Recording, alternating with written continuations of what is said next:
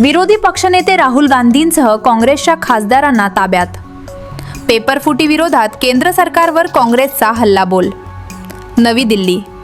देशभरात वाढत्या पेपरफुटीच्या घटनांविरोधात काँग्रेसने पंतप्रधान नरेंद्र मोदी यांच्या निवासस्थानाबाहेर जोरदार आंदोलन केले. या आंदोलनाचे नेतृत्व लोकसभेतील विरोधी पक्षनेते राहुल गांधी यांनी केले.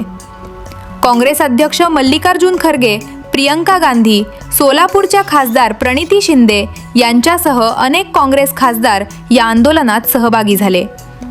आंदोलनादरम्यान पोलिसांनी राहुल गांधी, खासदार प्रणिती शिंदे आणि काँग्रेसच्या अनेक खासदारांना ताब्यात घेतले.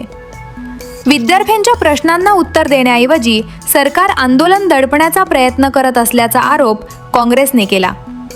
नीटसह विविध परीक्षांमधील पेपरफुटीमुळे लाखो विद्यार्थ्यांचे भविष्य धोक्यात आले असून या प्रकरणाची नैतिक जबाबदारी स्वीकारत पंतप्रधान नरेंद्र मोदी, केंद्रीय गृहमंत्री अमित शहा आणि केंद्रीय शिक्षण मंत्री धर्मेंद्र प्रधान यांनी राजीनामा द्यावा अशी मागणी राहुल गांधी यांनी केली.